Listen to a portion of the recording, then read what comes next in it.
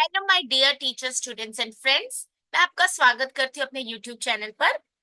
मुझे बहुत बार ये क्वेश्चन पूछा जाता है कि मैम हम कैसे पढ़े और कहाँ से पढ़े और कितना पढ़े। तो मैंने अपनी बहुत सारी वीडियोस में ये फ्रीक्वेंटली आस्क्ड क्वेश्चंस को आंसर किया है।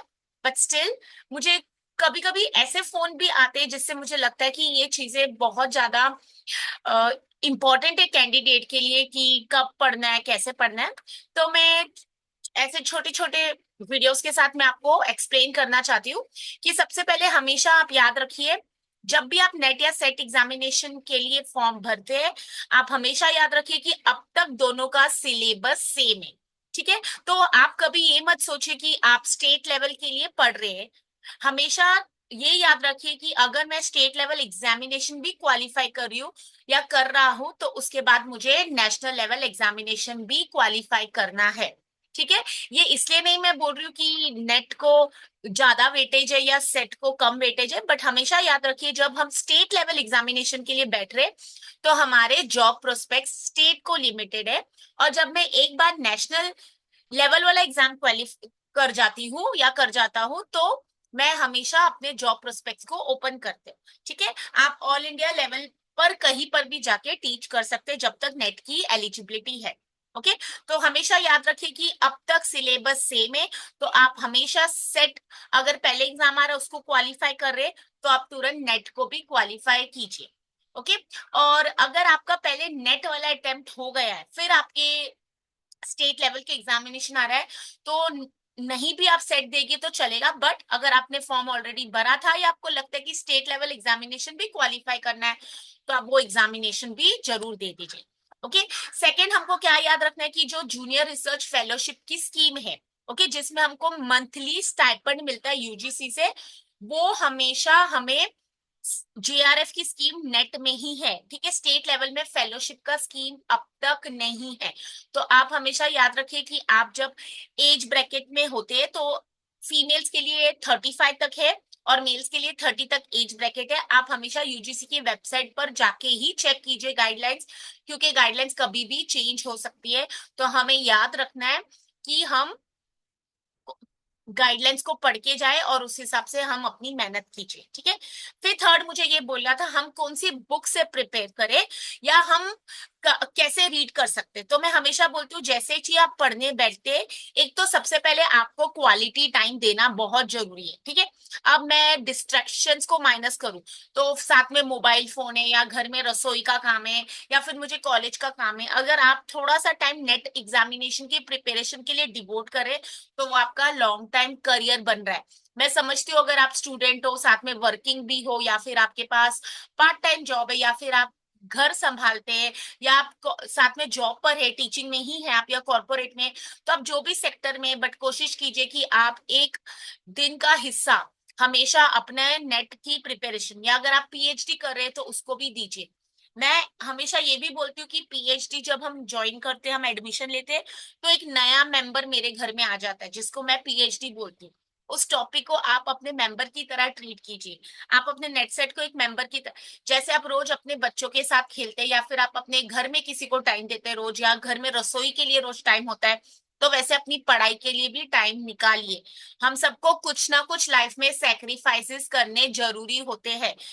अगर जब तक हम एग्जाम क्वालिफाई नहीं करते, अगर हम थोड़े फंक्शंस में या फिर मैं कहीं पर एक्स्ट्रा टाइम डिवोट कर रही हूँ, वहां से हम अपना मैनेज कर पाए, तो इससे बढ़िया और कुछ नहीं होता। ठीक है। पेपर वन के लिए मैं हमेशा रेकमेंड करती हूँ केवीएस मदान सर की बुक। तो ये आपको पियर्सन पब्लिकेशंस, ठीक है, केवीएस मदान सर की बुक है। उसमें काफी अच्छे से कंटेंट दिया है। और फिर उसमें आपको क्या याद रखना है कि हम जब पढ़ते हैं, as a teacher as a student, हमें लगता है हमें सब कुछ आता है। मैं एग्जांपल दूं, 4 P's ऑफ मार्केटिंग, मार्केटिंग का कॉन्सेप्ट है, या फिर मैं बोलूं हम हायर एजुकेशन में कुछ पढ़ रहे हैं, तो आपको ये याद रखना है कि कंटेंट पढ़ के तो हम सबको लगता है हम सब कुछ आता है, बट अगर आप वहां पर क्वेश्चन सॉल्व नहीं कर पाते तो यहीं पर दिक्कत है। तो जब भी आप पढ़ते हैं, आप अपने को साथ उसी टाइम क्वेश्चंस भी सॉल्व कीजिए। ठीक है। तब आपको रियलाइज होता है कि मुझे ये क्वेश्चन तो आंसर करना आया ही नहीं था। नेट और सेट दोनों के वेबसाइट पर आपको प्रीवियस ईयर क्वेश्चन पेपर्स मिल जाएंगे, उसको डाउनलोड कीजिए, सबसे रीसेंट पढ़िए, सबसे पहले 2024 चेक कीजिए। 23, फिर 22 ईयर का, फिर 21 ईयर का, फिर 20, फिर 19। 2019 में लास्ट सिलेबस अपग्रेड हुआ था। तो याद रखिए, ऐसे आप रिवर्स क्रोनोलॉजिकल में पढ़िए, सबसे लेटेस्ट टू ओल्ड पर जाइए, क्योंकि क्या होता है इससे आपको पता लगता है type and pattern of questions asked. And जैसे अभी मैं काफी साल पहले क्वालिफाई हुई थी, तो अब के पैटर्न में और तब के पैटर्न में बहुत डिफरेंस था, सिलेबस भी डिफरेंट था, ठीक है, पैटर्न ऑफ क्वेश्चंस आस्क्ड वो सब भी डिफरेंट है। तो जब तक आप पुराने पेपर्स एनालाइज नहीं करेंगे आपको समझ नहीं आएगा। मैंने अपने वीडियोस पर काफी वीडियोस बनाई है, पेपर 1 की और पेपर 2 कॉमर्स की। आपके पास जब भी टाइम मिले आप मेरी वीडियोस को देखिए। मैंने उसमें हमेशा क्वेश्चन सॉल्व कराए कि एक बार मुझे कॉन्सेप्ट समझ आ गया तो क्वेश्चंस इजी है। अगर आपको पता लग गया 4 पीस का कॉन्सेप्ट क्या है, तो आप कभी भी उसमें से कितना भी डिफिकल्ट क्वेश्चन आ जाए आप सॉल्व कर पाएंगे। ओके। और पेपर 2 के लिए मैं हमेशा बोलती हूँ कोई भी बुक जस्टिस नहीं कर सकती, क्योंकि जैसे मैं कॉमर्स से हूँ तो हमें 11th स्टैंडर्ड्स की बुक से भी आता है, फिर टिल एमकॉम पार्ट 2। तो आप सोचिए कितना वास्ट सिलेबस है, तो कोई भी बुक जस्टिस।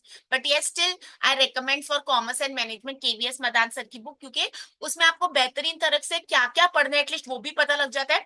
भले बुक सब कवर नहीं कर पाती, बट वो दूसरी बुक से काफी बेटर है, तो आप वो भी खरीद सकते हैं और उनको पढ़िए। और आपको पता लगता है कि आपने आज ये टॉपिक, सपोज आप बैंकिंग पढ़ रहे हैं, तो अभी आपने उसमें क्या पढ़ा, नॉन बैंकिंग फाइनेंशियल इंस्टीट्यूशंस क्या, टेक्नोलॉजी रिलेटेड, उसी टाइम उसकी क्वेश्चन सॉल्व कीजिए, ठीक है।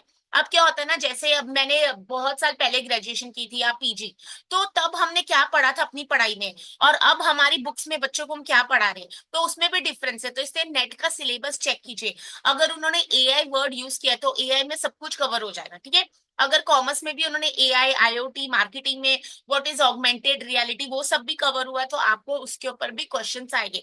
तो हमेशा याद रखिए, सिलेबस को समझिए, आप क्या टॉपिक्स कवर करने वाले हैं और आप उसके ऊपर कितनी मेहनत करेंगे, और आप क्वेश्चन सॉल्व कीजिए तुरंत। और एक और मुझे एक सजेशन देनी थी, मुझे बहुत बार फोन पर ये क्वेश्चन पूछा जाता है कि मैम जब मैं पढ़ रही हूँ तो मुझे ये टॉपिक्स नहीं आते, ये टॉपिक्स नहीं आते। तो मैं हमेशा उनको पूछती हूँ आपका एम क्या है, क्या आप जूनियर रिसर्च फेलोशिप क्वालिफाई करना चाहते हैं या आप सिर्फ असिस्टेंट प्रोफेसर। क्योंकि अगर आप जूनियर रिसर्च फेलोशिप या ऑल इंडिया रैंक लाना चाहते हैं तो आपकी मेहनत एक अलग लेवल की होगी। बट अगर आप सिर्फ असिस्टेंट प्रोफेसर क्वालिफाई होना चाहते हैं, तो आप अगर 300 मार्क्स की पेपर, मतलब पेपर 1 100 और पेपर 2 200 मार्क्स में से भी अगर आप 100 में से 70 मार्क्स ले आते हो, 200 में से 120 130 तक मार्क्स ले आते हो, तो आप दोनों को टोटल करोगे 70 प्लस 130, तो आप आराम से 200 मार्क्स ले आते हो।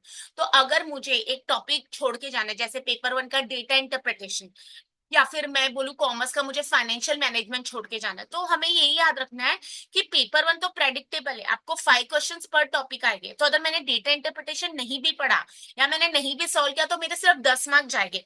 बट फिर मेरा पेपर अगर 100 में से मैं 90 काउंट करूं क्योंकि मैंने 10 मार्क्स छोड़ दिए, तो 90 में से क्या मैं 70 ला पाऊंगी, वैसी मेरी स्ट्रेटेजी होनी चाहिए। रिसर्च एप्टीट्यूड पसंद है तो उसको और स्ट्रांग बनाइए।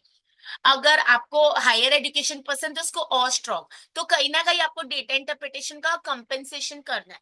और मैं हमेशा ये भी बोलती हूँ, डेटा इंटरप्रिटेशन भले आपको डिफिकल्ट लगता है बट उसके 2 मार्क्स की क्वेश्चन, 4 मार्क्स, कुछ क्वेश्चंस आपको ग्राफ टेबुलर फॉर्म में देख के या क्वेश्चन से ही सॉल्व करना आ जाएगा। तो वहां पर भी आप स्किप मत कीजिए। सेम अगर मैं पेपर 2 में, पेपर 2 क्या होता है ना, कॉमर्स जैसे प्रेडिक्टेबल नहीं है। कभी आपको मार्केटिंग पर ज्यादा क्वेश्चंस आ जाएंगे, कभी इकोनॉमिक्स पर आ जाएंगे, कभी मैनेजमेंट पर। तो यहाँ पर अब हम क्या पढ़े। तो अगर मैं इक्वल वेटेज दे के भी उसको एज्यूम करके चलती हूँ, तो अगर मैंने सपोज फाइनेंशियल मैनेजमेंट को स्किप कर दिया, तो आपको क्या याद रखना है कि आप दूसरे टॉपिक्स को कंपेंसेट करिए, ठीक है। आप अपना मार्केटिंग स्ट्रांग बनाइए, आप अपना थर्ड मॉड्यूल है इकोनॉमिक्स को स्ट्रांग बनाइए, या आप रिसर्च के मॉड्यूल को स्ट्रांग बनाइए, ठीक है। तो आपको एनालाइज करना है कि आपकी स्ट्रेंथ वीकनेसेस क्या है। अगर मैं आज पढ़ाई स्टार्ट करना चाहती हूँ तो मेरे हिसाब से मुझे अपने फेवरेट सब्जेक्ट से पढ़ना चाहिए, क्योंकि वहां पर मुझे पता लगता है कि मुझे कितना आता है और मैं कहाँ पर मुझे गैप है मेरी पढ़ाई में। और एक बार अगर आपको अपने पसंद टॉपिक को अच्छे से पढ़िए तो आपका कॉन्फिडेंस बढ़ जाता है कि चलो मेरे 2 सब्जेक्ट्स 3 सब्जेक्ट्स कवर हो गए, ठीक है। तो अपनी स्ट्रेटेजी डिवाइस कीजिए। मेरी कहानियां सुन के या फिर किसी और की सक्सेस स्टोरी सुन के आपको नहीं सक्सेस मिलेगी। आपको अपनी स्ट्रेटेजी को एनालाइज करना है कि मेरा गोल क्या है, ऑल इंडिया रैंक लाना है, तो बहुत मेहनत है। क्या मुझे जूनियर रिसर्च फेलोशिप करना है, तो भी मेहनत है। बट अगर मैं असिस्टेंट प्रोफेसर पर ही क्वालिफाई होकर सेटिस्फाइड हूँ, तो फिर मैं अपना मैनेजेबल डिसेंट मार्क्स ला सकती हूँ। तो आपको डिसाइड करना है, आप 1 2 टॉपिक अगर स्किप कर रहे हैं तो उसका कितना वेटेज का नुकसान होगा और मैं उसको कहाँ पर कंपेंसेट करूँ, ठीक है।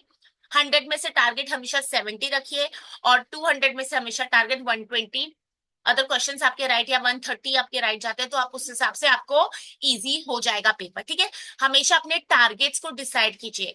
Give quality time, correct sources, correct teacher, correct mentor, ये भी बहुत जरूरी है। और जब भी आप मेरे चैनल से जुड़ते हैं हमेशा diary, note pad, book, diary लेके पेन बैठिए, क्योंकि आपको पता होना चाहिए आपने क्या स्टडी किया, ठीक है। और नेट हमेशा एग्जाम में आपको कंसिस्टेंसी बहुत इंपॉर्टेंट है। इस बार नहीं क्वालिफाई हुआ, पिछले 2 साल से नहीं हो रहा, बट अपनी मेहनत मत छोड़िए। एक बार आपने वो लिंक छोड़ दिया, पढ़ने की मेहनत करनी छोड़ दी, तो आप डिसअपॉइंट हो गए, आपका मोराल डाउन हो गया, तो डेफिनेटली आप अगली बार भी क्वालिफाई नहीं होगे। तो consistency, quality time and never giving up the attitude will definitely ensure that you qualify this national level examination. Trust me, it is not so difficult. But yes, if you don't give quality time and if you don't understand the pattern of questions, you are just reading, reading and reading, but not solving questions. Definitely, it will be difficult for you to qualify. ठीक है? तो आपके लिए इतना ही। अगर आपके भी कुछ सवाल है जिनको मैं आंसर दे सकती हूँ तो बेझिझक मुझे पूछिए।